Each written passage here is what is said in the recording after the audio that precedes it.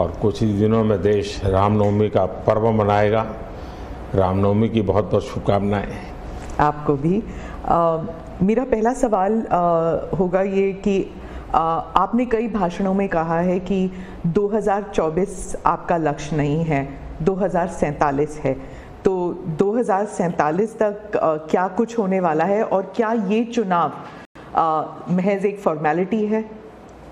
मैं समझता हूँ कि 2047 को और 2024 दोनों को मिक्सअप नहीं करना चाहिए, दो अलग चीज़ें हैं। जब देश आज़ादी के 75 साल अमृत महोत्सव मना रहा था, उसी समय मैंने ये विषय सबके सामने रखना शुरू किया था, आज से 1-2 साल पहले।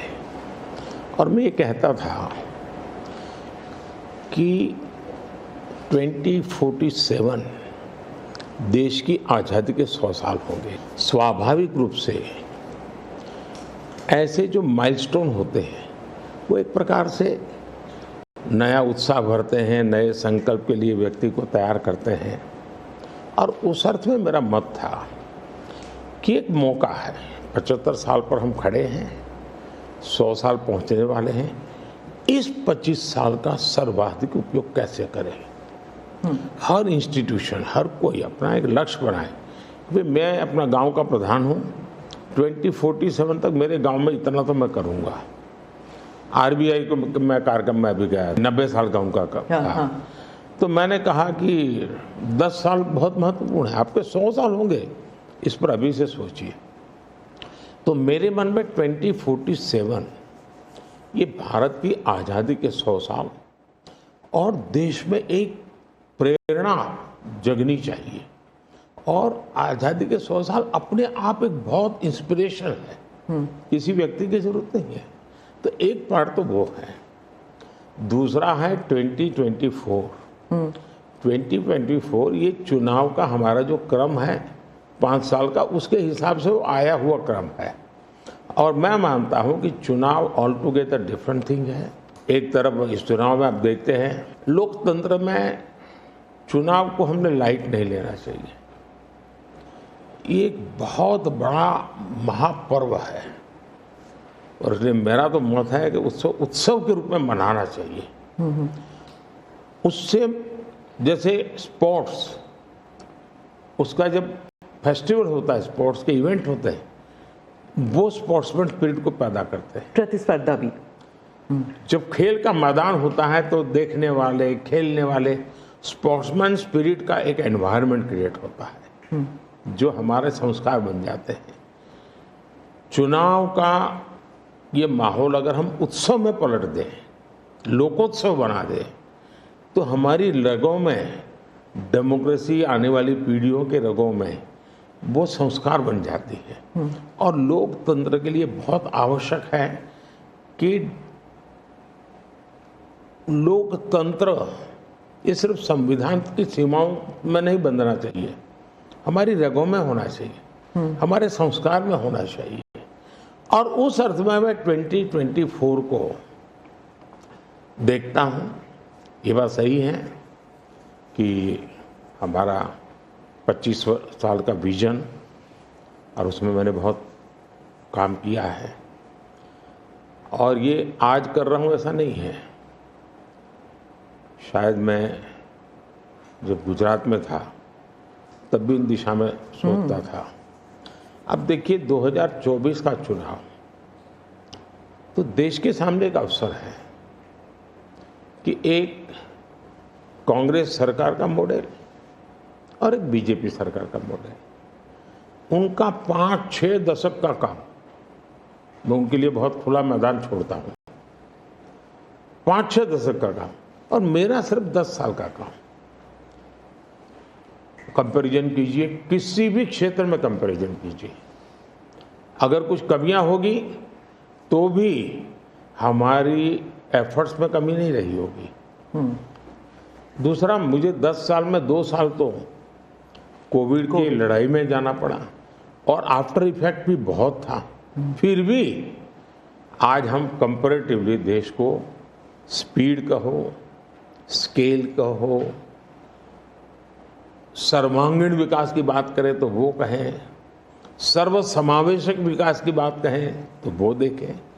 हर पैरामीटर पे आपको कांग्रेस के मॉडल से एक ऐसा मॉडल नजर आ रहा है कि हाँ, इस रास्ते पर हम चलेंगे इतनी गति से, और गति और बढ़ानी है मुझे। अगले टर्म में गति भी बढ़ानी है और स्केल भी बढ़ाना है, तो वो तो मेरा लक्ष्य ही है। दूसरा, आप देखेंगे कि जब देश चलाने की देशवासी जिम्मेवारी देते हैं तो आपका सिंगल माइंडेड फोकस होना चाहिए। देश के लोग दुर्भाग्य से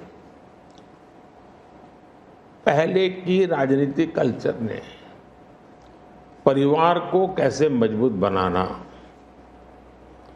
परिवार की जड़ों को कोई उखाड़ न दे, उसी में शक्ति लगाते रहे। जबकि मैं देश मजबूत इसी एक लक्ष्य को लेकर के काम कर रहा हूँ।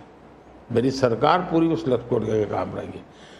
और जब देश मजबूत होता है तो हर कोई उसका बेनिफिशियरी संतोष अनुभव करता है। कहा यार कुछ तो हो रहा है,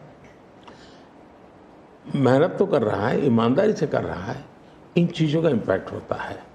तो 2024 ये चुनाव है और चुनाव का मैदान है, तो हम एक अपने ट्रैक रिकॉर्ड को लेकर के गए हैं और वे अपने ट्रैक रिकॉर्ड को लेकर के आए हैं। अब प्रधानमंत्री जी, आपने दो चीज़ों का जिक्र किया जिसके बारे में पूछना चाहूँगी। एक तो वो जब आरबीआई में जब आपने कहा 2014 विजन वगैरह की बात कर रहे थे, तो जब आप कहते हैं कि ट्रेलर है, आपके स्पीचेस में कहते हैं अभी तो ट्रेलर है, मैं बहुत कुछ करने वाला हूँ, तो एक कस्बा होता है जो थोड़ा नर्वस हो जाता है कि करने क्या वाले हैं मोदी जी। एक वो नर्वस होते हैं जो दूसरी जिनका विश्वास आप पर पूर्ण तरह है, वो सोचते हैं कि हाँ अभी और काम बाकी है और मोदी जी उसे अंजाम देने वाले हैं। तो दोनों के लिए आप अगर हमें बताएं कि विजन क्या है कि 2047 तक किस तरह ये विजन सक्सेसफुल होगा, क्या आपका गेम प्लान है? जब मैं कहता हूँ कि मेरे मन में बहुत बड़े बड़े प्लान है और उसके लिए बहुत बड़े बड़े फैसले हैं, किसी को डरने की ज़रूरत नहीं है। मेरे निर्णय किसी को डराने के लिए नहीं है, किसी को दबाने के लिए भी नहीं है। मेरे निर्णय देश के सर्वांगीण विकास के लिए है, जन कल्याण के लिए है। देश के युवाओं के एस्पिरेशंस को मैं देर करना नहीं चाहता हूँ, मैं समय बिगाड़ना नहीं चाहता हूँ, उस अर्थ में मैं कह रहा हूँ। दूसरी बात है, ज़्यादातर सरकारों का स्वभाव होता है वो ये मिजाज में रहते हैं हमने तो सब कुछ कर लिया, हम तो सब कुछ करते हैं। मैं नहीं मानता हूँ मैंने सब कुछ कर लिया है। मैंने ज़्यादा से ज़्यादा करने का प्रयास किया है, सही दिशा में जाने का प्रयास किया है, फिर भी बहुत कुछ है जो मुझे अभी भी करना है, क्योंकि मैं देखता हूँ मेरे देश की कितनी आवश्यकताएं हैं। हर परिवार का सपना, वो सपना कैसे पूरा हो, ये मेरे दिल में पड़ा हुआ है। और इसलिए मैं कहता हूँ जो हुआ है वो ट्रेलर है, आपको अच्छा लगा है, लेकिन मैं बहुत अधिक करना चाहता हूँ, उस अर्थ में मैं उस बात को कहता हूँ। दूसरी बात है कि 2047 का जो विजन का सवाल है, एक तो मैं लंबे समय तक मुख्यमंत्री रह करके आया हूँ और मैं अनुभव करता था कि बार बार चुनाव, आचार संहिता, किसी भी राज्य में चुनाव हो तो मेरे राज्य से 30-40 सीनियर अच्छे अफसर ऑब्जर्वर के नाते जाते थे इलेक्शन ड्यूटी, तो 40-50 दिन तक वो बाहर रहते थे। तो मुझे चिंता रहती थी कि मैं सरकार कैसे चलाऊं, क्योंकि देश में ऐसे चुनाव होते ही रहते और मेरे ऑब्जर्वर जाते रहते हैं। तो मैं तो फिर मैंने सोचा कि मैं ये इसको वैकेशन नहीं मानता हूँ। मैं चुनाव होगा तो उस पीरियड को वैकेशन के रूप में नहीं लूँगा। मैं अफसरों को पहले से काम देता हूँ, भाई अगली सरकार के लिए ये काम करो। तो मैं उस समय भी 100 दिन का प्लान करता था हाँ, उसी पे पूछना था मुझे। हाँ। अभी तो चुनाव हो ही रहे हैं, अभी रिजल्ट्स भी नहीं आए और आप 100 दिन का प्लान बना रहे हैं। मैं चुनाव में जाने से पहले शुरू किया। हाँ। और दरअसल मैंने कैसे किया कि मैं पिछले 2 साल से 2047 को ध्यान में रख के काम करता था, और उसके लिए मैंने देश भर में लोगों के ओपिनियन मांगे, सुझाव मांगे। शायद 15 लाख से अधिक लोगों के मैंने सुझाव दिए हैं कि वो आने वाले 25 साल में हिंदुस्तान को कैसे देखना चाहते हैं। और मैंने सभी यूनिवर्सिटीज़ को कांटेक्ट किया, मैंने अलग अलग एनजीओ को कांटेक्ट किया, संगठनों को, और 15-20 लाख लोग उन्होंने इनपुट दिया। फिर मैंने एआई की मदद लेकर के उसको सब्जेक्ट वाइज बनाया, उसका काफ़ी मैंने टेक्नोलॉजी, आर्टिफिशियल इंटेलिजेंस, हाँ, टेक्नोलॉजी का भरपूर उपयोग किया। ओके। मैंने हर विभाग में अफसरों की एक डेडिकेटेड टीम बनाई कि भाई इस पर काम कीजिए, कैसे हो सकता है अगले टर्म के लिए, 25 साल के लिए। और फिर मैंने खुद ने उनके साथ बैठा, प्रेजेंटेशन लिए 2-2, 2.5 घंटे, और मेरा विजन के अनुरूप क्या चीज़ें हैं, कौन सी चीज़ें डुएबल हैं, कौन सी चीज़ें डुएबल नहीं। थोड़ा सा ट्रेलर बता सकते हैं? उसको मैं ऐसा है कि आचार संहिता चल रही है। अच्छा। मैं अभी अगर इन चीज़ों को बताऊंगा तो शायद कोई उसको गलत अर्थ में ले लेगा, तो मैं उसमें फंसना नहीं चाहता हूँ जी। लेकिन इसमें कुछ छुपा हुआ नहीं है, मिल ही जाएगा। दूसरा मैंने कहा कि मैं चाहता हूँ कि ये जो मैं डॉक्यूमेंट बना रहा हूँ, जो मेरा विजन है, लेकिन वो विजन मोदी की बपौती नहीं है, वो 15-20 लाख लोगों के विचारों को उसमें समाहित किया। एक प्रकार से इसकी ओनरशिप देश की है। 15-20 लाख लोग इनपुट देते हैं, मतलब पूरा देश दे रहा है जी। मैंने क्या किया है कि मैंने उसको अभी डॉक्यूमेंट के रूप में तैयार करवा रहा हूँ। जैसे ही चुनाव प्रक्रिया पूरी हो जाएगी तुरंत वो स्टेट को भेज दिया जाएगा। ओके। मैं चाहूँगा कि स्टेट उस पर काम करे। स्टेट को क्या लगता है, क्या हो सकता है, क्या नहीं। और वो सिर्फ बीजेपी स्टेट्स नहीं है, सभी... नहीं, पूरा देश, ये देश का है, ये भाजपा का नहीं है जी। ओके। ये काम देश का है जी। फिर मैं नीति आयोग की मीटिंग बुलाऊंगा, उसमें इस पर व्यापक चर्चा करूंगा मुख्यमंत्रियों के साथ, और फिर उसमें से एक फाइनल चीज बनेगी। दूसरी तरफ मैंने अफसरों को कहा कि अभी जो हमारे सामने चित्र बना है, जो कुछ भी इनपुट आए उसके आधार पर मैंने अपने इनपुट दिए, उसमें से मुझे 3 हिस्सों में काम करना है। एक, बीजेपी का जो मैनिफेस्टो आएगा उसमें से करणीय काम तुरंत कैसे ले सकते हैं। दूसरा, ये जो 25 साल का हमारा जो एक खाका बना है, जो मेरा अपना विजन है, अभी तो मैं चाहूँगा कि मुझे और भी उसमें क्रिटिकल इनपुट चाहिए मुझे। मैं ऐसा नहीं मानता हूँ कि सब कुछ मुझे ही समझ और मुझे ही दिखता है। कोशिश मैंने भारी की, मैंने काफ़ी समय लगाया इसमें। उसको मैं 3 हिस्सों में बांटा। एक 25 साल, उसके लाइट में मेरे नेक्स्ट 5 ईयर, और उसके लाइट में मेरे फर्स्ट 100 डेज। अच्छा। तो इस प्रकार से मैंने पूरा डिजाइन बना के अफसरों को काम पे लगा दिया है, क्योंकि मैं 1 मिनट भी गंवाना नहीं चाहता हूँ जी। अब आपको याद होगा 2019 में बहुत कम लोगों को ध्यान रहता है, उस समय भी मैंने 100 दिन का काम दे करके चुनाव के मैदान में गया था, और जब वापस आया आर्टिकल 370 100 दिन में मैंने कर दिया। 3 तलाक से मेरी बहनों को मुक्ति दिला दी, पहले 100 दिन में किया। यूएपीए बिल सिक्योरिटी को लेकर के हमने 100 दिन में कर दिया। बैंकों का मर्जर बहुत बड़ा काम था, हमने 100 दिन में किया। इतना ही नहीं, पशु का टीकाकरण, ये कोविड के टीकाकरण की इतनी चल रहा है ना, मैं देश में पहली बार करीब 15,000 करोड़ रुपया लगा करके पशुओं के टीकाकरण का बड़ा अभियान चला रहा हूँ, और मैंने 19 में पहले 100 दिन में किया था। तो मैं 100 दिन क्या काम करना वो हैफाजत नहीं करता, मैं बिल्कुल प्लानिंग करके उसको आधार पर आगे चलाता हूँ। मोदी जी, आपने एक टर्म कॉइन किया है जो बहुत ही लोकप्रिय हो गया है, मोदी की गारंटी। अब चुनाव के वक्त कई लोग कह रहे हैं कि क्या उम्मीदवार जो है वो नॉट इम्पॉर्टेंट है, वोट तो सिर्फ मोदी जी को जा रहा है क्योंकि मोदी जी की गारंटी है। तो इलेक्शन के दौरान ये सब टर्मिनोलॉजी इंपॉर्टेंट होता है। पहली बात है, उम्मीदवार ही नहीं, चुनाव में हर मतदाता इम्पोर्टेंट होता है। चुनाव में बूथ लेवल का कार्यकर्ता भी इम्पोर्टेंट होता है, कैंडिडेट भी उतना ही महत्वपूर्ण होता है। और इसलिए ये कह देना कि और किसी का महत्व नहीं होता है, ये वरना इतना बड़ा चुनाव हो ही नहीं सकता है जी, तो बहुत महत्व होता है।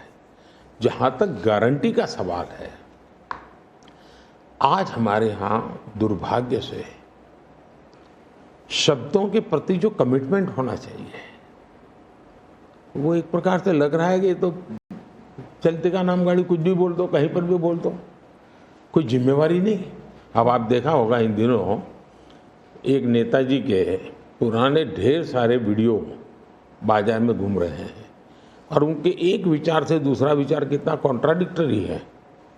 अब लोग एक साथ देखते हैं, अरे ये आदमी इतना हमें मूर्ख बनाता था, हमारी आंख में धूल झोंकता।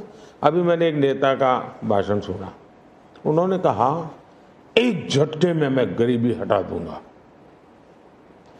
अब जिनको 5-5, 6-6 दशक देश का राज करने को मिला, वो जब आज कहेंगे कि मैं एक झटके में गरीबी हटा दूंगा, तो देश सोचता है ये क्या बोल रहे हैं।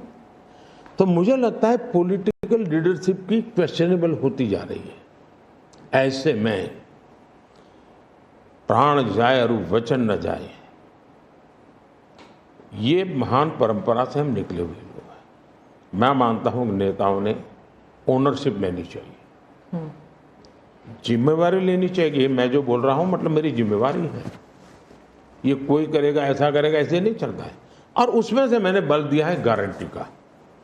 मैं कमिटमेंट भी करता हूं और उसका मैं ओनरशिप ले रहा हूं। और जब ओनरशिप लेते हैं ना, तो देश को भरोसा होता है। आज आप देखिए कि हम जो बात कहते हैं उस पर लोगों का भरोसा है। 370 हटाऊंगा,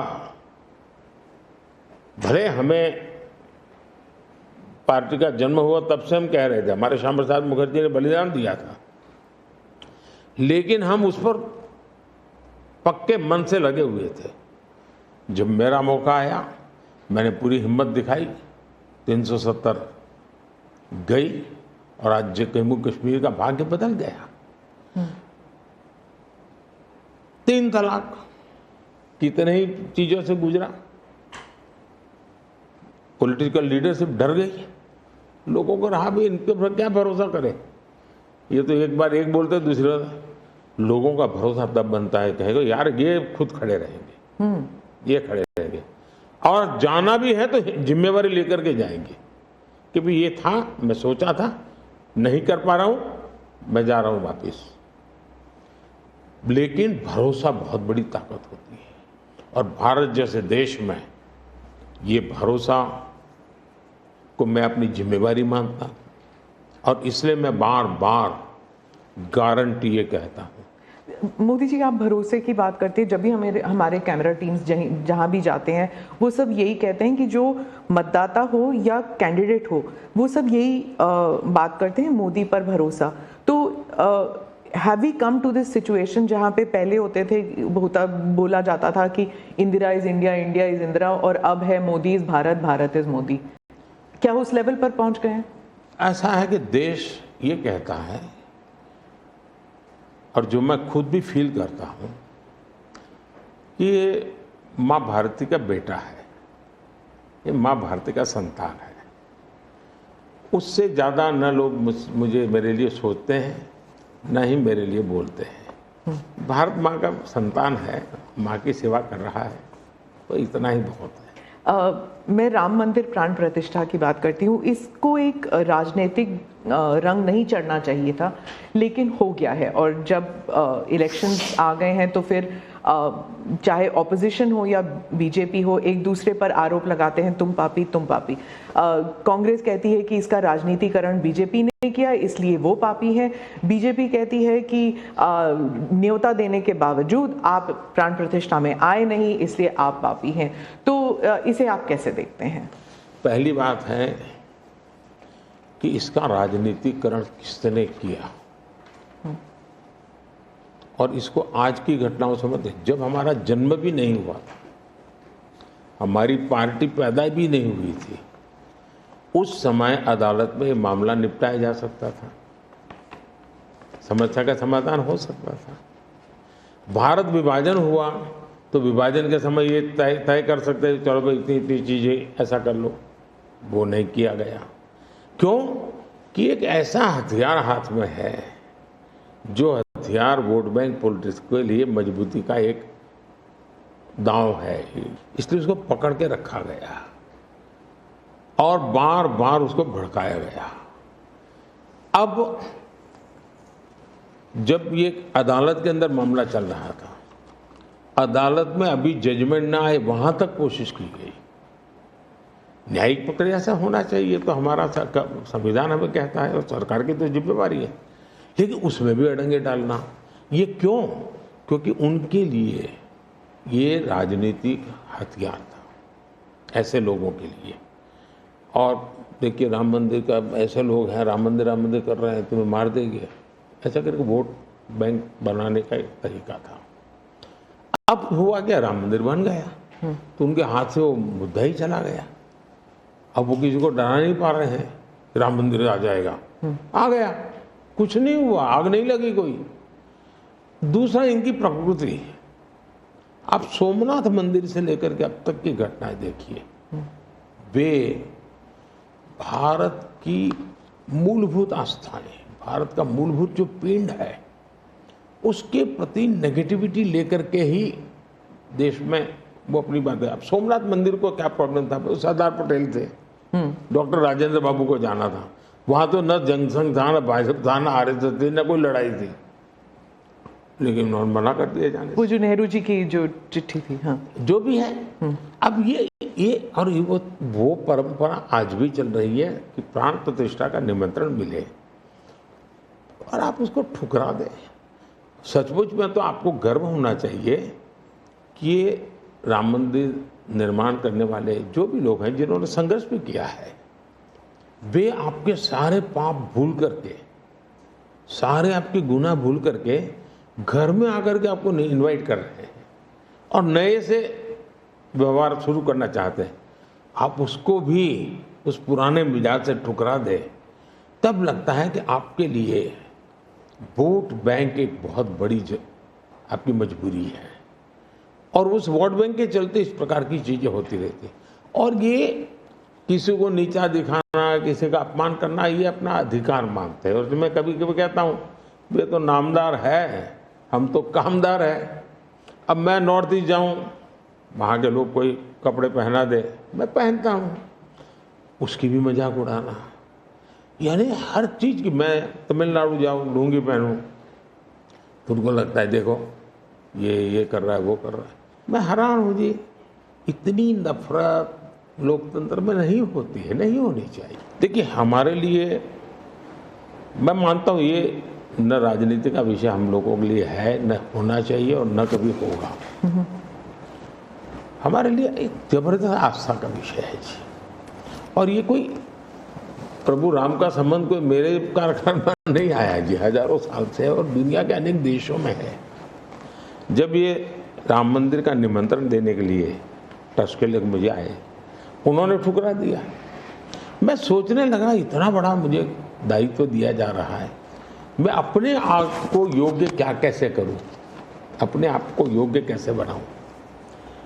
तो मैंने कुछ लोगों की एडवाइस ली, कुछ संतों की, कुछ जानकार लोगों की, मेरी स्पिरिचुअल लाइफ से जुड़े हुए कुछ लोगों को मैंने पूछा कि भाई मैं इसको एक प्रधानमंत्री के रूप में इस कार्यक्रम को नहीं लेता हूँ, एक राम भक्त के रूप में करना चाहता हूँ, मुझे क्या करें।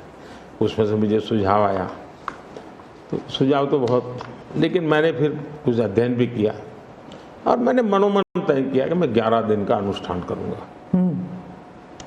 और मैं ज़मीन पे सोता था, नारियल के पानी पर रहता था और तय किया मैं प्रभु राम जहाँ जहाँ गए थे उसमें जहाँ भी मैं जा सकता हूँ जाने का प्रयास करूँगा। और वहाँ मैं अपना, जब मैं श्रीरंगम मंदिर में गया दक्षिण भारत में, हाँ। दक्षिण भारत में। और कम्ब रामायण का मैंने पाठ किया वहाँ। तब मुझे वहाँ के लोगों ने बताया कि साहब 800 साल पहले जब कम्ब रामायण की रचना हुई तो पहला पाठ इसी जगह पे हुआ था। और मैं देख रहा सबके आंख में आंसू थे। ये जो मैंने अनुभूति की है साउथ में खास करके, यहाँ बैठे हुए लोगों को अंदाज नहीं आएगा जी कि क्या भक्ति है, क्या आस्था है और कितनी पवित्रता है उसमें। मेरा कार्यक्रम नोन नहीं था, मेरा काम भी ऐसा व्यक्तिगत था, लेकिन जो जन सामर्थ्य एक प्रकार से मुझे उनके भाव में अनुभव कर रहा था, तो मेरे लिए शायद मेरी स्पिरिचुअल जर्नी की एक बहुत बड़ा महत्वपूर्ण एक 11 दिन की घटना में देखता हूँ। मैं और राम मंदिर प्राण प्रतिष्ठा को मैंने बहुत गंभीर लिया था जी। मैंने एक इवेंट के रूप में नहीं लिया था जी, मेरे लिए वो इवेंट नहीं था। वो एक स्पिरिचुअल मूवमेंट था आपके लिए? मैं मानता, मुझे दिखता था वो 500 साल का संघर्ष, मुझे दिखता था 140 करोड़ लोगों की श्रद्धा, सपने, और देश के गरीब लोगों ने पाई दे करके मंदिर बनाया है जी। ये मंदिर 3 चीजें मैं देखता हूँ। एक, 500 साल का अविरत अखंड एक निष्ठ संघर्ष, लाखों लोगों का एक काम के लिए बलिदान। दूसरा, लंबी न्यायिक प्रक्रिया, इतने सालों की न्यायिक प्रक्रिया, और न्यायिक प्रक्रिया के हर तराजू से तुल करके निकला हुआ, कसौटी हुआ। दूसरा, टेक्नोलॉजी का उपयोग, ASI के द्वारा उसकी खुदाई, सबूत, ये एक बहुत बड़ा। और चौथा, हिंदुस्तान के कोटि लोगों ने 1-1, 2-2, 5-5 रुपया जो भी दे सकते हैं दे करके ये मंदिर बनाया है। ये मंदिर सरकारी खजाने से नहीं बना है। ये ऐसे पहलू हैं कि जो भारत के स्वाभिमान को, भारत के सामर्थ्य को, भारत के सपनों को, भारत के संकल्प को और भारत के आने वाली पीढ़ी को बहुत बड़ी प्रेरणा देने वाले हैं। हम दक्षिण भारत की बात करते हैं तो पहले मैं दक्षिण भारत के कुछ मुद्दों के बारे में उठाऊंगी। बीजेपी का एक ऐसा नेता तमिलनाडु में उभर के आया है जो इसके लिए मीडिया अटेंशन काफ़ी कुछ आ रहा है, वो है अन्नामलाई जी। तो वो काफ़ी कॉन्फिडेंट है कि तमिलनाडु में बीजेपी को डबल डिजिट फिगर आएंगे। तो क्या ये उनका ओवर कॉन्फिडेंस है कि आप भी तमिलनाडु इतनी बारी जा चुके हैं? पहली बात है कि तमिलनाडु जनसंघ के जमाने से और भारतीय जनता पार्टी, मैं कहता हूँ 5-5 पीढ़ी हमारी इस विचार के लिए वहाँ खप चुकी है। तो एक निरंतर काम चला है। जब कांग्रेस से लोग निराश हुए तो प्रादेशिक पक्षों की तरफ गए और लंबे अरसे तक प्रादेशिक पक्षों का जो कुछ भी कामकाज देखा है, अब लोग निराश हो गए। निराशा के इस माहौल में उन्होंने दिल्ली में भाजपा की सरकार का मॉडल देखा, हिंदुस्तान में अन्य राज्यों में भाजपा की सरकार का मॉडल देखा, देश भर में जो तमिल बंधु रहते हैं उन्होंने अपने घरों में जाके बताया भी हम जिस राज्य में रहते हैं वहाँ तो ये हो रहा है। तो लोग स्वाभाविक तमिल प्रजा कंपैरिजन करने लगी कि जो हवा खड़ा किया गया था ये तो अच्छा काम कर रहे हैं। अब जैसे मैंने तमिल काशी संगम किया तो तमिलनाडु में DMK पार्टी वाले लोग ये तो पानीपुरी वाले कर करके मजाक उड़ाते थे, लेकिन जब तमिलनाडु के लोग काशी संगम कार्यक्रम में आए और काशी का रूप रंग देखा, उन्होंने कहा ये हमने तो जो सुना था ऐसा नहीं है, ये तो बहुत डेवलप दिखता है, बड़ी प्रगति हो रही है, IT का नेटवर्क दिखता है। तो सोचने का तरीका बदलने लगा और उसके कारण DMK के प्रति जबरदस्त गुस्सा पैदा हुआ है। मैं कल्पना नहीं कर सकता इतना बड़ा गुस्सा पैदा हुआ है। वो गुस्सा पैदा डाइवर्ट हो रहा है बीजेपी की तरफ पॉजिटिव वे में। और अन्नामलाई एक बहुत ही अच्छे आर्टिकुलेट है, यंग है, बहुत ही अपनी IPS कैडर में बहुत बड़ी प्रतिष्ठित नौकरी छोड़ कर के आए हैं दूसरा, लोग सोचते कि यार इतना बड़ा होनहार कैरियर छोड़ के आया आदमी, तो डीएमके एआईडीएमके में चला जाता उसकी तो जिंदगी बन जाती, लेकिन वो मानने नहीं गया, वो बीजेपी में आया।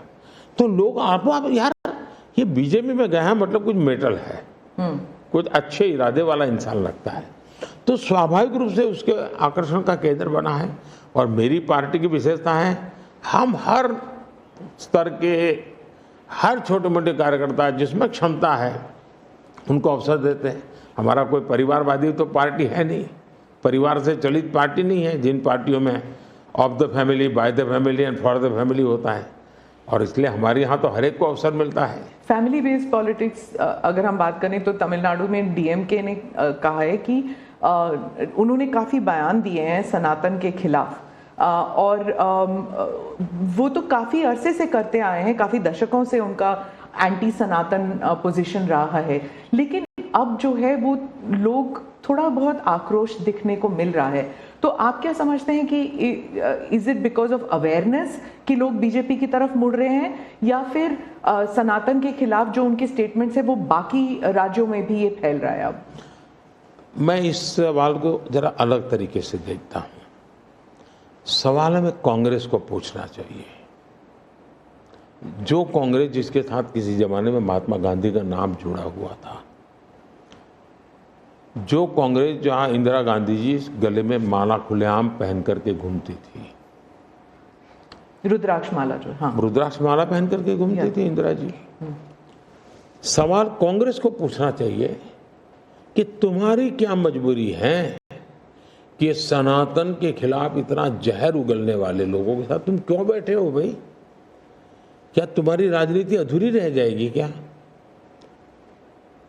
ये कौन सी कांग्रेस की सोच विकृति आ रही है? कांग्रेस में ही चिंता का विषय है। डीएमके का तो जन्म शायद इस नफरत में पैदा हुआ होगा, और धीरे धीरे वो नफरत का खेल भी उनका लोग स्वीकार करने नहीं लगे हैं, और इसलिए वो नए नए तौर तरीके अपना करके बोल रहे हैं। प्रश्न उनका नहीं है, प्रश्न कांग्रेस जैसी पार्टी का है कि उसने अपना मूल कैरेक्टर गंवा दिया है क्या? जब संविधान सभा में जो लोग बैठे थे तो ज़्यादातर गांधीयन लोग थे, ज़्यादातर कांग्रेस की विचारधारा से जुड़े हुए लोग थे, और पहला संविधान बना, उसके हर पेज पर जो पेंटिंग है रामायण, वो सनातन की ही परंपरा से जुड़े हुए हैं। तो आपका संविधान बना, उस संविधान में सनातन का गौरव का हिस्सा था, और आज सनातन को इतनी भयंकर गालियां देने की हिम्मत हो और आप उनके साथ चुनाव की राजनीति करें, उनके साथ मंच साझा करें। मजबूरी कांग्रेस की, ये देश के लिए चिंता का विषय है।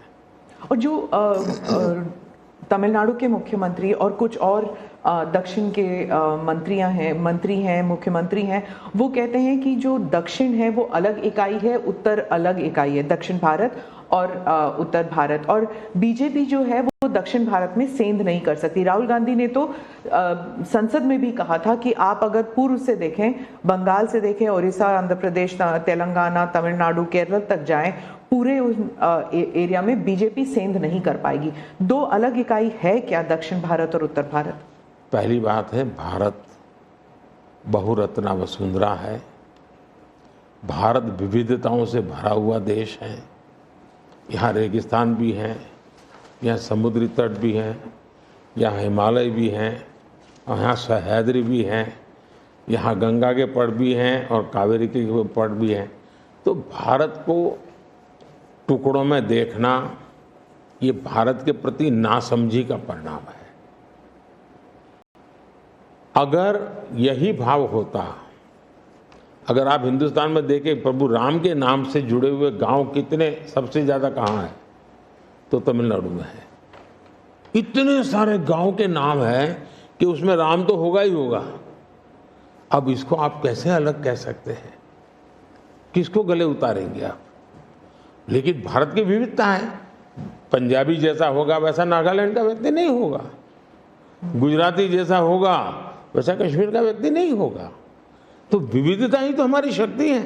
हमने विविधता को सेलिब्रेट करना चाहिए। हमें गुलदस्ता ऐसा है भारत का जिसमें हर एक का अपना फूल दिखाई दे, ये भाव होना चाहिए। कांग्रेस कहती है कि बीजेपी और खासकर मोदी जी इस विविधता को अप्रिशिएट नहीं करते, एक रंग में ढालना चाहते हैं, और अगर 400 सीट जो आप कह रहे हैं अगर वो आ जाता है तो संविधान रद्द हो जाएगा, एक ही भाषा, एक ही रहन सहन, एक ही तरीका होगा, और वो है जो मोदी जी कहेंगे। मैं समझ नहीं पाता हूं कि जो व्यक्ति यूएन में जाकर के पहली बार दुनिया की सबसे पुरातन भाषा तमिल भाषा का गुणगान करता हो, किस आधार पर उस व्यक्ति को आप ऐसे आरोप लगा रहे हो? मेरा तो मत है, और मैं जब कपड़े अलग अलग राज्य के पहनता हूं तो उनको ये परेशानी हो रही है। मुसीबत उनकी है कि वो एक सांचे में देश को डालना चाहते हैं। हम तो विविधता की पूजा करते हैं, हम विविधता को सेलिब्रेट करते हैं, और मैं हमको हर एक को कहता हूं, जैसे हमने कहा कि भाई डॉक्टर बनना है, इंजीनियर बनना, मातृभाषा में क्यों नहीं बन सकता है? जब मैं मातृभाषा में डॉक्टर इंजीनियर बनने की बात करता हूं, मतलब कि मैं मातृभाषा को सेलिब्रेट कर रहा हूं, उसका महात्मा बढ़ा रहा हूं।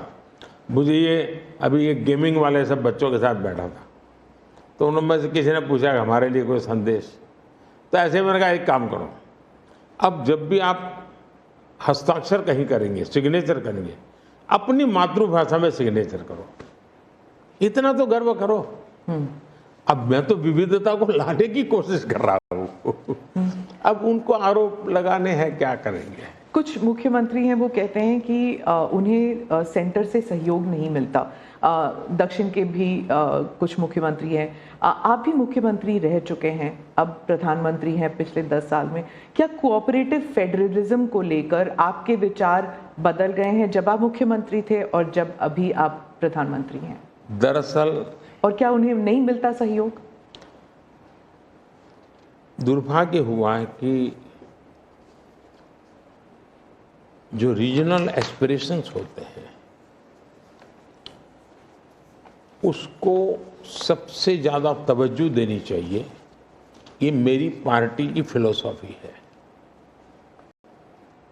अगर आप रीजनल एस्पिरेशंस जो हैं उसको नकार करके विकसित भारत का सपना पूरा नहीं कर सकते। दूसरा, मैं गुजरात में लंबे समय तक मुख्यमंत्री रह के आया हूं, और मेरा सौभाग्य है कि देश में मैं पहला प्रधानमंत्री ऐसा हूं कि जिसके पास राज्य के मुख्यमंत्री का इतना बड़ा अनुभव रहा है। तो एक मुख्यमंत्री के नाते केंद्र से क्या अपेक्षाएं होती हैं, केंद्र से क्या तकलीफें होती हैं, उसको मैंने भली भांति झेला है, समझा भी है, और इसलिए मैं कतई नहीं चाहूँगा कि मेरे देश का कोई राज्य, उसका उमंग उत्साह हो विकास का, उस पर कोई रुकावट पैदा हो। अगर रुकावट हटा सकता हूँ और उसमें मैं उनकी मदद कर सकता हूँ, वो भी मैं करने के लिए जाऊँ, क्योंकि मुझे देश बनाना है। दूसरा, मैं जब गुजरात था तब भी मेरा मंत्र था, यहाँ सरकार यूपीए की थी, तब भी मेरा मंत्र था भारत के विकास के लिए गुजरात का विकास। मैं गुजरात का विकास करूंगा, क्यों? क्योंकि मुझे मेरा देश का विकास करना है। हमारे देश में वातावरण बनना चाहिए, और हमने एस्पिरेशनल डिस्ट्रिक्ट की कल्पना की। हर राज्य में हमने कहा कि ये राज्य के पैरामीटर के बराबर है। भारत सरकार ने योजना बनाई, उसकी मदद की। सभी राज्य आज हमारे एस्पिरेशनल डिस्ट्रिक्ट में और एस्पिरेशनल ब्लॉक में मिलकर के हम काम कर रहे हैं, और बहुत अच्छे परिणाम नजर आ रहे हैं। अब आप कोरोना देखिए, मैंने इतनी बार चीफ मिनिस्टर से मीटिंग की, शायद 20-25 बार, और हर चीज में सब मिलकर के निर्णय करते थे। तो हम साथ मिलकर के चले तो हम कोरोना के जंग को जीतने में सफल हुए। और मैं पब्लिकली कहता हूं कि कोरोना की लड़ाई में भारत की सफलता का मैं सभी राज्यों का भी उतना ही योगदान है, मैं रिकॉग्नाइज करता हूं। और इसलिए मैंने हमेशा कहा है कि देश को आगे ले जाना है तो हमें कॉम्पिटिटिव कोऑपरेटिव फेडरलिज्म चाहिए। हमारे यहाँ स्पर्धा होनी चाहिए, तंदुरुस्त स्पर्धा होनी चाहिए विकास की, तब जाकर के। अब देखिए G20, मैं G20 दिल्ली में कर सकता था, मैंने ऐसा नहीं किया। हिंदुस्तान के हर राज्य में G20 समिट किया, क्योंकि हर राज्य में G20 को सबसे ज़्यादा अवसर मिले, लोगों को उस राज्य को देखने का अवसर मिले, राज्य को अपना एक्सपोजर के लिए ग्लोबल प्लेटफॉर्म मिल जाए। क्यों? क्योंकि मैं चाहता हूं मेरा देश का हर कोना मेरे लिए देश ही है। मोदी जी, दो सवाल G20 को लेकर मैं पूछना चाहती थी आपसे। एक तो वो जो क्लासिक शॉट था ना, वो प्रेसिडेंट बाइडेन और प्रिंस सलमान जो हैंडशेक वाला जो शॉट, उसके बारे में एक। दूसरा, वेस्टर्न मीडिया में बहुत से आर्टिकल्स आते थे उस वक्त कि कोई कंसेंसस होगा नहीं, डिक्लेरेशन होगा नहीं, पर हो गया डिक्लेरेशन। तो ये इन दोनों चीज़ों की बैक स्टोरी बताइए। एक तो आपने वो हैंडशेक कैसे करवाया और दूसरा डिक्लेरेशन कैसे हुआ? एक ग्लोबल गुड जब उसके लिए काम करते हैं और अपने निजी कोई इफ्स एंड बट्स नहीं होते हैं, तो आप दुनिया को ऑन बोर्ड ले सकते हैं। और मेरी कोशिश ये थी कि मुझे बताइए भाई, आखिरकार ये G8 और G20 पैदा कैसे हुआ? जिन मुद्दों को लेकर के पैदा हुआ तो उस मुद्दों से हटना नहीं चाहिए, और उसमें सब मेरे से कन्विंस हुए, सब लोग कन्विंस हुए। कुछ लोगों से मुझे व्यक्तिगत बातचीत करने की जरूरत थी, मैंने वो भी किया। कुछ शब्दों की किसी के आग्रह रहते थे, उनको मैंने समझाने का प्रयास किया। दूसरा, मेरा इरादा था कि मैं लास्ट सेशन में नहीं करूंगा, मैं इसको इतना जल्दी करूंगा कि लोग सरप्राइज कर जाएंगे। और इसलिए मैंने दूसरे ही दिन पहले ही सत्र में डिक्लेरेशन वाला काम पूरा कर दिया। तो जो नेगेटिव अनुमानों के आधार पर सारा G20 घसीटने की कोशिश होती थी, मैं इसको किसी भी हालत में चौंका देना चाहता था। तो दैट वाज माय स्ट्रेटेजी, और वो स्ट्रेटेजी सफल हुई। और मुझे खुशी है, जहाँ तक दुनिया के उन देशों को क्यों लाए साथ, कैसे लाए। देखिए, सिल्क रूट की चर्चा हम बहुत समय से सुनते आए हैं। सिल्क रूट किसने बनाया, कैसे बना, कोई हिस्ट्री अवेलेबल नहीं है। तो सिल्क रूट चल पड़ा और यानी इवॉल्व हुआ धीरे धीरे। हम लोगों ने ये जो IMEC की दिशा में हम गए हैं, ये बहुत बड़ा गेम चेंजर बनने वाला है, और आने वाले हजारों साल उसका इम्पैक्ट है। जैसा सिल्क रूट का इम्पैक्ट हजारों साल रहा, वैसा इसको इम्पैक्ट रहने वाला है। और उसमें मैं सबको विश्वास हुआ कि भाई हाँ, ये तरीका है। उसमें गल्फ कंट्रीज का भी पॉजिटिव और प्रोएक्टिव रोल था। भारत ने एक अच्छी भूमिका निभाने का भारत को अवसर मिला। US, यूरोप हमारे साथ थे, और सबको लगा कि एक कॉन्क्रीट पॉजिटिव आउटकम निकलेगा। तो हम उसको लेकर के मिलते थे। तो उसमें स्वाभाविक था कि सऊदी किंग और प्रेसिडेंट बाइडेन और दोनों के साथ मेरी अच्छी मित्रता है, तो मैं किसी का भी हाथ भी पकड़ सकता हूँ, किसी की बात भी कर सकता हूँ। पर्सनालिटी पॉलिटिक्स भी आता है ना, क्योंकि देखिए आप कि अगर हम विदेश नीति की बात करें तो खाड़ी के साथ जो हमारे रिश्ते बेहतर हुए हैं, उसके लिए बहुत से लोग कहते हैं कि it is because of your personal intervention. आपको सम्मान भी दिया गया था वहाँ पर। तो चाहे ईस्ट एशिया हो या वेस्ट एशिया हो, इसमें पर्सनालिटी पॉलिटिक्स कहाँ तक इम्पोर्टेंट है कि आप उनके जो राष्ट्रपति हैं या प्रधानमंत्री हैं, उनके साथ आपका वाइबिंग होता है, आप उनके साथ बातचीत करते हैं और वो फिल्टर डाउन होता है। फिर कहाँ तक इसमें पर्सनालिटी पॉलिटिक्स भी है? मैं समझता हूँ कि इसके अलग अलग व्यू हो सकते हैं और सब सही हो सकते हैं। एक मत स्ट्रॉन्ग है कि पर्सनालिटी कल्ट या पर्सनल रिलेशन, ये बहुत ज़्यादा इन चीज़ों में नहीं डाले थे। एक मत है, स्ट्रॉन्ग मत है। मुझे लगता है कि हमारी डिप्लोमेसी अगर प्रोटोकॉल में फंसी रहेगी तो हम परफॉर्म नहीं कर पाएंगे। डिप्लोमेसी की ताकत भी इनफॉर्मल में भी है, प्रोटोकॉल में ही ऐसा नहीं है। प्रोटोकॉल में ज़्यादा पोजीशनिंग होता है, पहले कौन आएगा, पहले कौन हाथ मिलाएगा वगैरह, उसी में समझ जाता है। तो मैंने शुरू से देखा कि भाई, जैसे मेरी शपथ हुआ था बड़ा इंटरेस्टिंग है।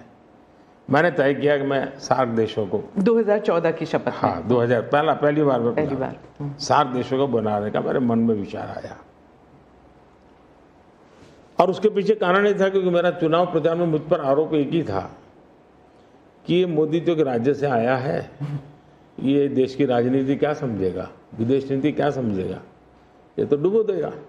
ये चुनाव प्रचार का मेरा खिलाफ के जो मुद्दे थे उसमें एक बड़ा महत्वपूर्ण मुद्दा था। सब लोग मेरी मजाक उड़ाते थे, तो मुझे लगा इनको एक ही एक्शन से मुझे जवाब दे देना चाहिए, बोलने की जरूरत नहीं है पहले दिन से।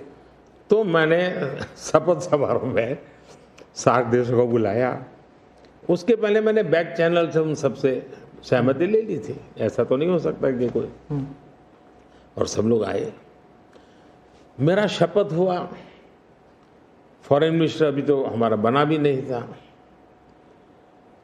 और मैं इन सारी चीज़ों से बिल्कुल नया था, बिल्कुल अनभिज्ञ था, लेकिन बायलैटरल सबके साथ होना था। जब हम लोग हैदराबाद हाउस में गए तो मुझे समझाया सब प्रोटोकॉल वालों को, सब ऐसा होगा, वो आएंगे, आप ऐसा कहेंगे सर।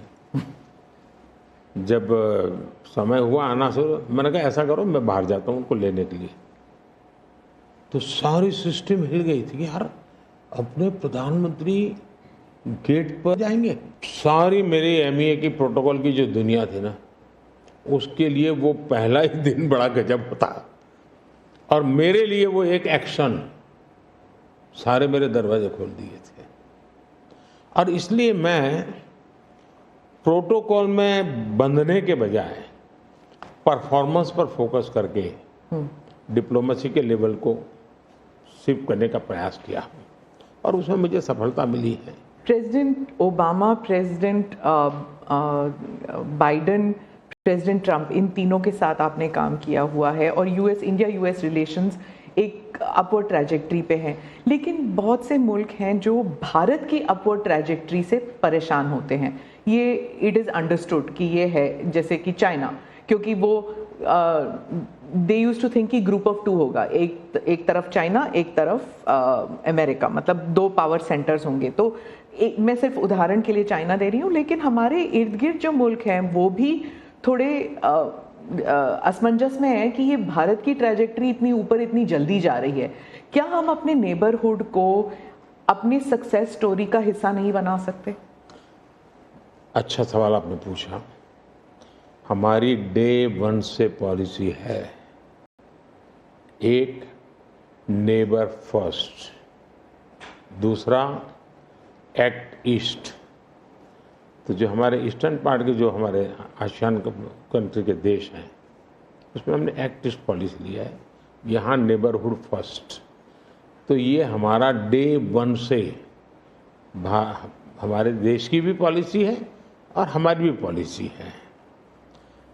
पहले लुकैस था, मैंने आकर के उसको एक्ट ईस्ट कहा, लेकिन इसमें दूसरा, आज दुनिया के सैकड़ों मील दूर भी कोई देश है, उनको लगता है कि भारत की प्रगति में हमारा कोई बेनिफिट है, तो पड़ोसी क्यों नहीं देखेगा? आज पड़ोसी सबसे ज़्यादा खुश हैं क्योंकि भारत उनके सबसे, अब जैसे कोविड के कालखंड में कोई पड़ोसी देश ऐसा नहीं है कि जिसकी हमने मदद नहीं की हो।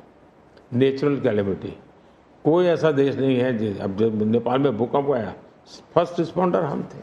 श्रीलंका में बहुत बड़ा क्राइसिस आया, उस क्राइसिस के समय सबसे ज़्यादा उनको मुसीबत में से बाहर निकालने का कोई काम किया है हिंदुस्तान ने किया, और पब्लिकली वो रिकग्नाइज करते, इसको कहते हैं।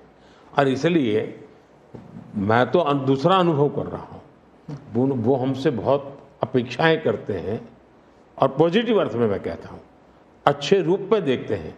और भारत ने भी कहा है कि भाई हम हमारे सभी देशों को, पड़ोसियों को शक्तिशाली और समृद्ध देखना चाहते हैं।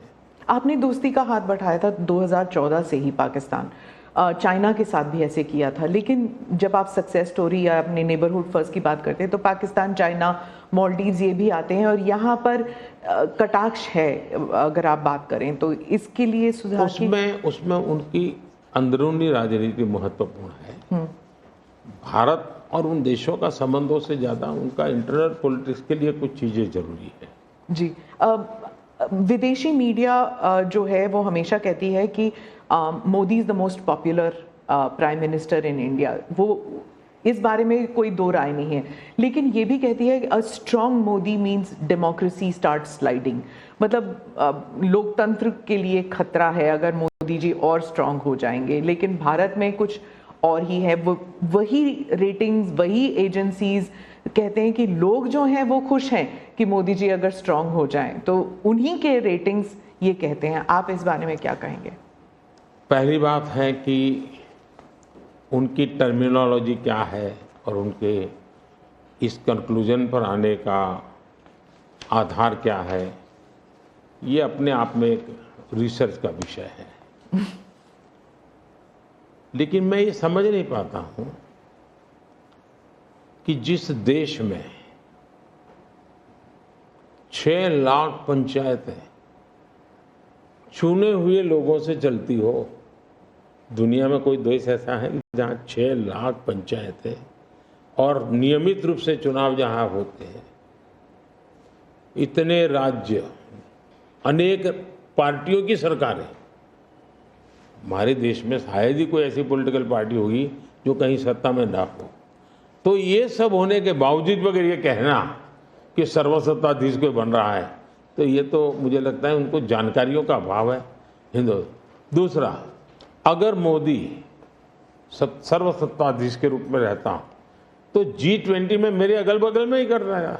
मैंने तो राज्यों के पास, क्योंकि डेमोक्रेटिक कैरेक्टर है ये हमारा।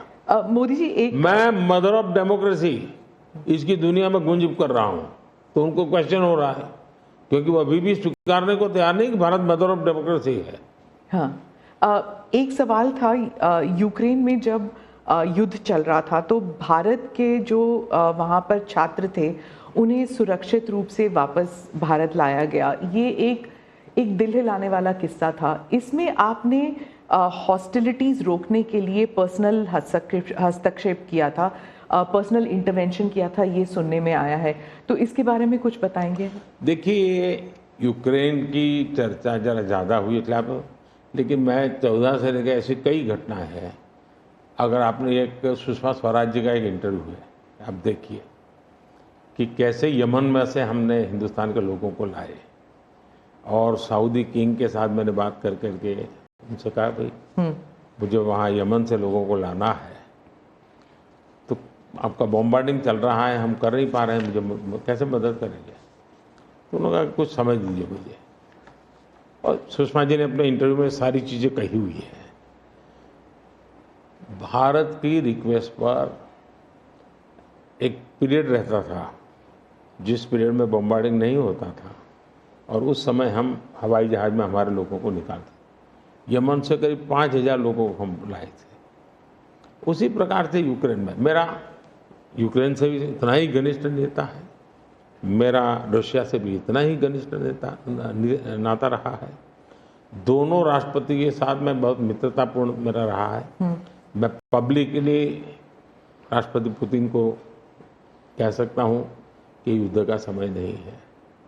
मैं यूक्रेन को भी कह सकता हूं पब्लिकली कि बातचीत के रास्ते पर ही जाना चाहिए, और इसके कारण मेरी क्रेडिबिलिटी है। और जब मैंने कहा भाई भारत के इतने लोग, हमारे नौजवान फंसे हुए हैं और मुझे आपकी मदद चाहिए, और मैं आप क्या व्यवस्था कर सकते हो? फिर मैंने बताया मैंने इतनी व्यवस्था की है, आप इतना मेरी मदद कीजिए। उन्होंने मदद की, और भारत के तिरंगे की ताकत इतनी थी कि विदेशी व्यक्ति की भी भारत का तिरंगा हाथ में रखता था तो उसके लिए जगह मिल जाती थी। तो मेरा तिरंगा ही मेरी गारंटी बन गया था। मोदी जी, मैं डोमेस्टिक पॉलिटिक्स पे वापस आती हूँ। एक सवाल है इलेक्टोरल बॉन्ड्स के बारे में। राहुल गांधी जो है वो हर भाषण में कहते हैं, और विपक्ष के नेता भी कहते हैं कि इसमें धांधली हुई है। आपकी पार्टी के लोग भी कहते हैं कि अगर गलती है, अगर इसमें कोई गुंजाइश है इसके सुधार में, तो वो कर सकते हैं। क्या ये गलत फैसला था इलेक्टोरल बॉन्ड्स का? पहली बात है कि हमारे देश में लंबे अरसे से चर्चा चली है कि चुनावों में काला धन एक बहुत बड़ा खतरनाक खेल हो रहा है। देश के चुनावों को काले धन से मुक्ति मिले, इसके लिए कुछ करना चाहिए। चर्चा लंबे समय से चल रही है। चुनाव में खर्च तो होता ही होता है, कोई इनकार नहीं कर सकता है। मेरी पार्टी भी करती है, सब पार्टियां करती हैं, कैंडिडेट भी करते हैं, और पैसे लोगों से लेने पड़ते हैं, सब पार्टियां लेती हैं। मैं चाहता था कि हम कुछ कोशिश करें कि इस काले धन से हमारे चुनाव को कैसे मुक्ति मिले, ट्रांसपेरेंसी कैसे आए। एक प्रामाणिक पवित्र विचार मेरे मन में था। रास्ते खोज रहे थे, एक छोटा सा रास्ता मिला, वही पूर्ण है। वैसे हमने उस समय भी क्लेम नहीं किया था, पार्लियामेंट में डिबेट में सबने उसको सराहा भी था। आज जो लोग उलट पुलट बोल रहे हैं उन्होंने सराहा था, पार्लियामेंट डिबेट देख लीजिए। हमने कैसे कैसे काम किया, जैसे 1000 और 2000 के नोट खत्म कर दिए। चुनाव में वही बड़े बड़ी मात्रा में ट्रैवलिंग करते हैं, क्यों कि ये काला धन खत्म हो। हमने सुप्रीम कोर्ट ने कहा था कि 20,000 रुपये तक पॉलिटिकल पार्टियां कैश ले सकती हैं। मैंने कानून बनाकर, नियम बना करके 20,000 को 2,500 कर दिया। क्यों? क्योंकि मैं नहीं चाहता था कि ये कैश वाला कारोबार चले। फिर मैंने कहा है कि इलेक्टोरल बॉन्ड, कि जो पार्टी अपना सीक्रेसी मेंटेन करना चाहती है। होता था क्या, जैसे हम पहले बीजेपी में चेक से पैसा लेंगे तय किया, तो सब व्यापारी लोग हमें आकर के कहें साहब हम चेक से दे ही नहीं सकते। हमने कहा क्यों नहीं दे सकते? बोले हम चेक से देंगे तो हमें लिखना पड़ेगा, हम लिखेंगे तो जो सरकार है वो देखेगी कि ये विपक्ष को इतना पैसा दिया, तो हमें तो वो परेशान करेंगे। तो बोले हम तो पैसे देने के लिए तैयार है लेकिन चेक से नहीं देंगे। तो मुझे याद है हमारे 90 के दशक में जो चुनाव में हमको बड़ी दिक्कत आई थी, पैसे नहीं थे हमारे पास, और हम नियम लगा के बैठे थे कि हम चेक से लेंगे। देने वाले देने को तैयार थे, चेक से देने की उनकी हिम्मत नहीं थी। तो ये सारी चीज़ों का मुझे पता था। तो मैंने कहा भाई, तो हमने कहा भाई ऐसा है, अब देखिए इलेक्टोरल बॉन्ड न होते तो किस व्यवस्था में ताकत है वो ढूंढ के निकालते कि पैसा कहाँ से आया और कहाँ गया। ये तो इलेक्टोरल बॉन्ड की सक्सेस स्टोरी है कि इलेक्टोरल बॉन्ड थे तो आपको ट्रेल मिल रहा है मनी का, कि किस कंपनी ने दिया, कैसे दिया, कहाँ दिया। अब उसमें अच्छा हुआ बुरा हुआ वो विवाद का विषय हो सकता है, इसकी चर्चा हो। मुझे जो चिंता है वो, मैं ये कभी नहीं कहता हूँ निर्णय में कोई कमी नहीं होती है, निर्णय तो चर्चा कर सीखते हैं, सुधारते हैं, इसमें भी सुधार के लिए बहुत संभावना है। लेकिन आज हम पूरी तरह काले धन की तरफ देश को धकेल दिया है, और इसलिए मैं कहता हूँ सब लोग पछताएंगे। जब बात बस ईमानदारी से सोचेंगे सब लोग पछताएंगे। अब देखिए इलेक्टोरल बॉन्ड का भी विशेषता देखिए कैसा झूठ चल रहा है। कुल देश में 3000 कंपनियों ने इलेक्टोरल बॉन्ड दिए हैं। उसमें 3000 में 26 कंपनियां ऐसी हैं जिन पर कार्रवाई हुई है। ये कहते हैं ना ईडी वीडी टिकना फला, 3000 डोनर है उसमें सिर्फ 26, और उनमें से 16 कंपनियां ऐसी थी छापा जब लगा उस समय बॉन्ड खरीदा। कोई जोड़ सकता है इसको? अगर बॉन्ड खरीदा, लोग ये जोड़ रहे हैं, उसकी विशेषता ये है कि ये जो 16 कंपनियों ने बॉन्ड खरीदा उसमें से 37 पैसा अमाउंट बीजेपी को डोनेशन में मिली। 63% बीजेपी के विरोधी पार्टियों को मिली। अगर पूरे जोड़े जाएं तो हाँ, मैं ये 16 कंपनी जिसका ईडी सीबीआई कोई न कोई उस समय एक्शन भी हुआ और बॉन्ड भी निकला, 37% अमाउंट बीजेपी ने, 63 ऑपोजिशन को। क्या ईडी रेड करे और ऑपोजिशन को डोनेशन देने का कार्यक्रम वर्क करे? क्या बीजेपी ऐसा करेगी?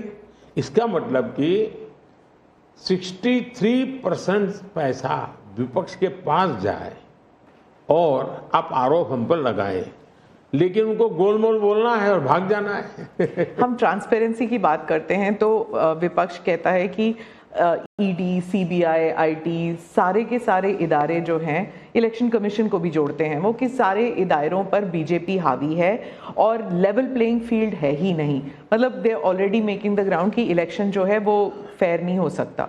इसमें एक भी कानून मेरी सरकार ने नहीं बनाया, चाहे ईडी हो, सीबीआई हो, चाहे इलेक्शन कमीशन। ऊपर से हमने तो इलेक्शन कमीशन में सुधार किए हैं। आज इलेक्शन कमीशन बनता है तो ऑपोजिशन भी उसमें होता है।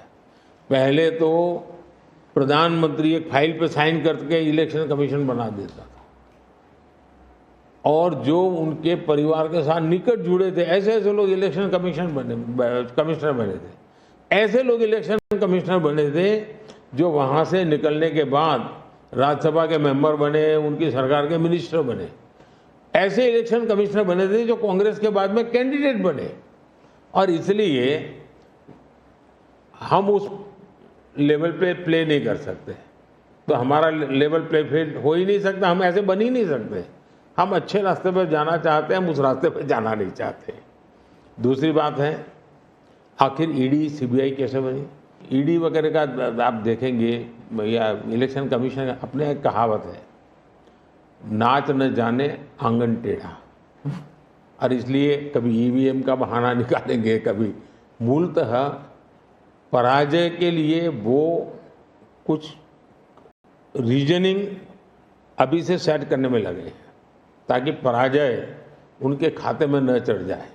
वो कह रहे हैं लड़े कैसे आप? या तो ऑपोजिशन लीडर्स को जेल में डाल रहे हैं, या फिर अगर वो आपकी पार्टी में आ गए तो सारे पाप धुल गए। कितने ऑपोजिशन लीडर जेल में हैं? कोई मुझे बताए। और क्या यही ऑपोजिशन लीडर उनके सरकार चलाते थे? या जेल का डर है? हाँ?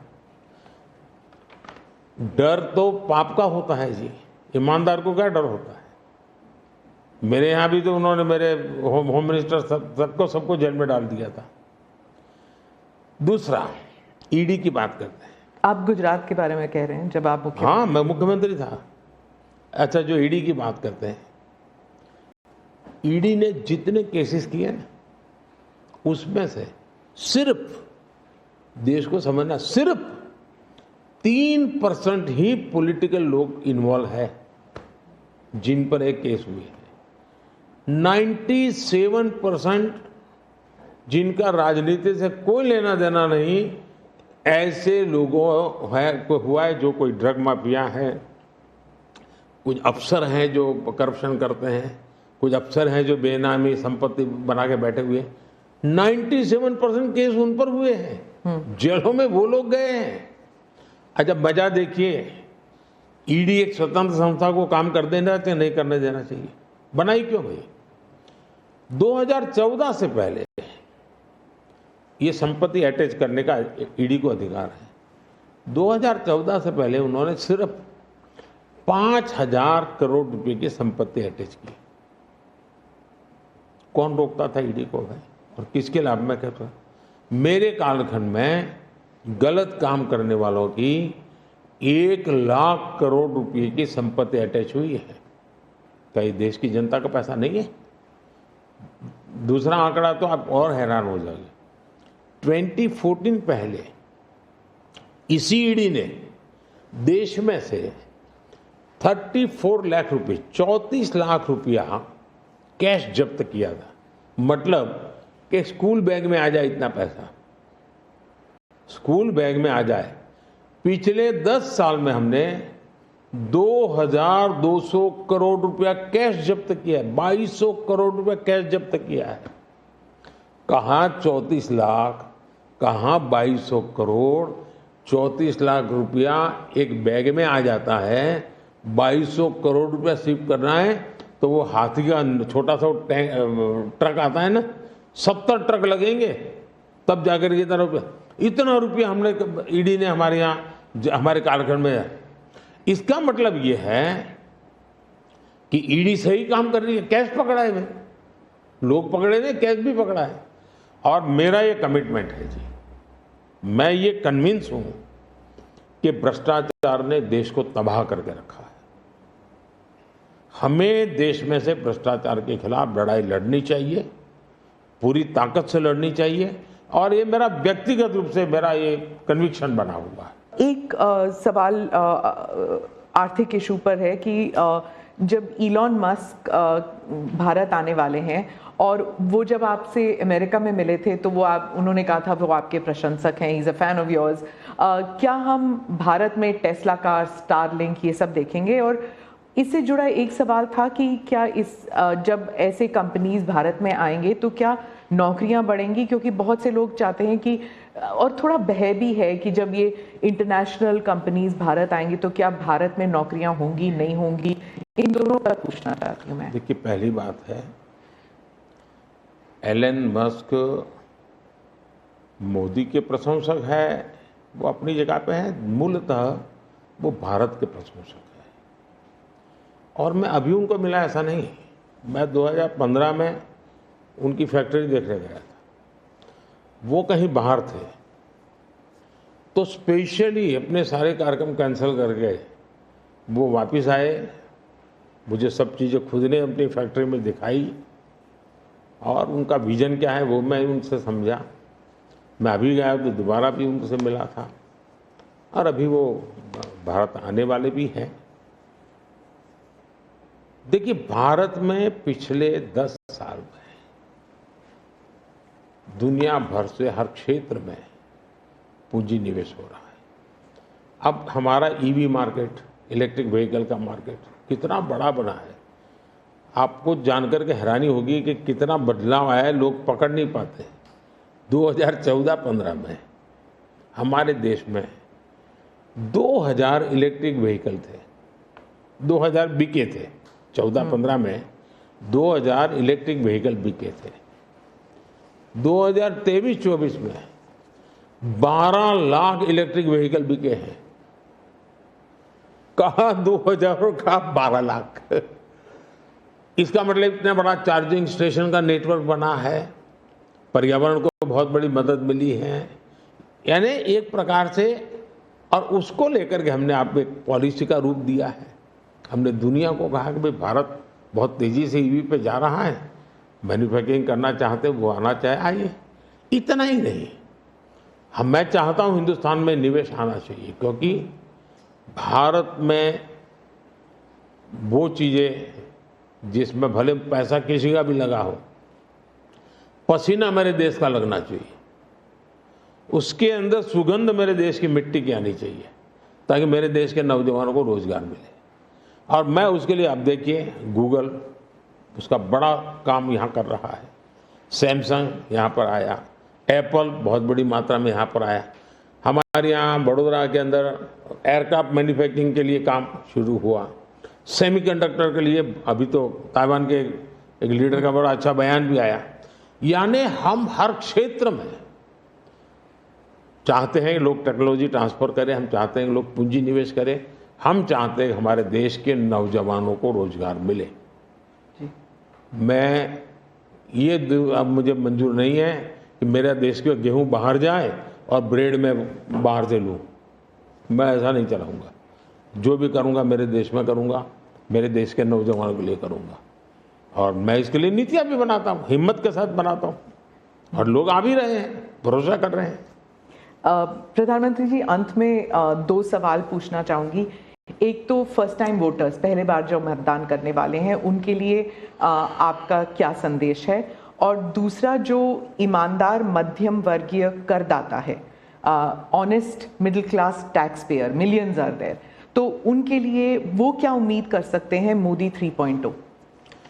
देखिए, मैं जो विकसित भारत की बात करता हूं, उसके साथ साइमल्टेनियस किसका भविष्य जुड़ा हुआ है? जो आज 20 साल का, 22 साल का है, वो 2047 में उसकी पूर्ण जिंदगी का एक कालखंड है एक प्रकार से, तब वो 40, 45, 50 का होगा। मतलब ये भारत के विकसित भारत बनने की प्रक्रिया और उसकी जिंदगी की प्रक्रिया दोनों साथ है। गोल्डन अपॉर्चुनिटी है उसके साथ। ये सबसे ज्यादा बेनिफिशियरी आज का जो फर्स्ट टाइम वोटर है, वो 2047 का सबसे बड़ा बेनिफिशियरी बनने वाला है। ये बात मैं उसको समझा रहा हूं कि भाई मैं तेरा भविष्य बना रहा हूं, तुम मेरे साथ जुड़ जाओ। और मैं क्या मानता हूं कि वो जुड़ेगा। दूसरा, फर्स्ट टाइम वोटर जो है वो परंपरागत चीजों से बाहर आना चाहता है। अब आप देखिए विपक्ष का घोषणा पत्र पूरी तरह इकोनॉमी को फेल करने वाला घोषणा पत्र है। एक प्रकार से विपक्ष का घोषणा पत्र देश के जो फर्स्ट टाइम वोटर हैं या पिछले जिनकी उम्र 25 से कम है, उनके भविष्य को रौंदने वाला उनका मैनिफेस्टो के इकोनॉमिक प्रोग्राम है। वो तो खटाखट खटाखट खटाखट पैसे देने वाला। मैं उनको क्या करना है, लेकिन पूरा अगर एनालिसिस करोगे तो सबसे बड़ा नुकसान ये जो देश के 25 साल की उम्र से कम उम्र वाले लोग हैं, उनके भविष्य को रौंदने वाला एक उनका इकोनॉमिक प्रोग्राम है जी। बर्बाद हो जाएगा। मुझे उनकी जिंदगी बनानी है। मैं देश में इनोवेशन को बल देना चाहता हूँ। देखिए देश में जो पैटेंट इन दिनों रजिस्ट्री हुई, हिस्टोरिकल रिकॉर्ड है पैटेंट के। तो यंग जनरेशन को लगता है हाँ हमारी जिंदगी बढ़ रही है। आज डेटा मेरे देश का इतना सस्ता है। मैं जानता हूँ मेरे देश को आर्थिक रूप से नुकसान हो रहा है, लेकिन सस्ता डेटा का परिणाम है कि मैं देश में डिजिटल रिवॉल्यूशन लाने में मेरे नौजवानों को मैंने ताकत दी है। आज वो दुनिया, मुझे अभी गेमिंग वाले बच्चे मिले थे, वो कहते थे साहब दुनिया के देश में हम खेलने के लिए जाते हैं, वहाँ डेटा इतना महंगा है।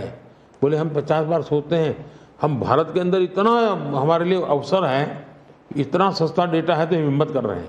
एजुकेशन में आज डेटा सस्ता होने के कारण उसको कितनी फायदा हो रहा है जी। लॉन्ग डिस्टेंस लर्निंग, हाँ हर चीज में, टेलीमेडिसिन में। ये जो हमने इन चीजों पर कंट्रोल करके रखा है, इसका बहुत बड़ा लाभ हो रहा है, बड़ा रिवॉल्यूशन हो रहा है। और जो मिडिल क्लास टैक्स पेयर है उसके लिए जो, देखिए जहां तक टैक्स पेयर है, सचमुच में टैक्स पेयर का सम्मान होना चाहिए, टैक्स पेयर का गौरव होना चाहिए। आए दिन रास्ते चलते हर टैक्स पेयर को गाली देते रहेंगे तो देश कैसे चलेगा जी? ये मैं समझ नहीं आता हूँ ये किस सोच का परिणाम है। देखिए क्या बदलाव आया है। मैं टैक्स पेयर की बात करूँ, पिछले 10 वर्ष में ITR फाइल करने वालों की संख्या 2 गुने से अधिक हो गई। पहले 4 करोड़ से भी कम लोग ITR फाइल करते थे, आज 8 करोड़ से ज़्यादा लोग ITR फाइल कर रहे हैं। टैक्स कलेक्शन 3 गुना बढ़ोतरी हुई है। मतलब पहले जो नेट टैक्स कलेक्शन होता था वो 11 लाख करोड़ रुपए होता था, आज net tax collection 34 lakh crore रुपए हो रहा है। ये क्यों हो रहा है? उसको भरोसा है कि वो जो पैसा दे रहा है ना, वो सही जगह पे उपयोग हो रहा है, विकास के काम, चोरी लूटफाट में नहीं आया, इसलिए वो विश्वास के कारण देने के लिए आगे आया है। दूसरा, 7 लाख रुपये तक की इनकम पर टैक्स हमने माफ कर दिया है, जो पहले 2-2.5 लाख पे अटका हुआ था। 7 लाख रुपये कमाई तक कोई टैक्स नहीं देना है, फिर भी मेरे यहाँ टैक्स बढ़ रहा है। यानी, और इसलिए मैं मानता हूँ, मैं तो हर टैक्स पेयर का हृदय से आभार व्यक्त करता हूँ, क्योंकि जो मुझे सपने पूरे करने हैं उसमें टैक्स पेयर जो धन देता है उसी से होने वाला है। और मैं मानता हूँ देश की प्रगति के लिए करदाताओं की संख्या बढ़नी चाहिए और करदाताओं पर बोझ कम होना चाहिए। इस मूलभूत फिलॉसफी की तरफ मैं आगे बढ़ना चाहता हूँ। जैसे, और मैं तो करदाताओं से एक प्रार्थना भी करूंगा कि देश के खातिर विकसित भारत के लिए करदाता क्या कर सकता है। मैं उनको कहूंगा कि आप कम से कम 3 लोगों को जो टैक्स नहीं देते हैं उनको प्रेरित करो कि वो टैक्स देना शुरू करें। हर टैक्स पेयर सिर्फ 3 लोगों को प्रेरित करें। और मैं उनको समझाता हूँ, जब मैं गरीब का घर बनाता हूँ उसमें जो ईंट लगती है ना, किसी न किसी टैक्स पेयर की ईंट है, वो उसका जो पुण्य है ना, वो जो परिवार उसमें रहता है, जो पुण्य संतोष व्यक्त करता है, उसका पुण्य उस टैक्स पेयर को जाता है। किसी गरीब को मैं जब मुफ्त राशन देता हूँ, जब खाना पका करके अपने बच्चों को खिलाता है ना, तब वो कोई टैक्स पेयर सोचे कि हाश मैंने टैक्स दिया था, वो भूखा बच्चा खाना खा रहा है, उसको टैक्स देने का आनंद आएगा।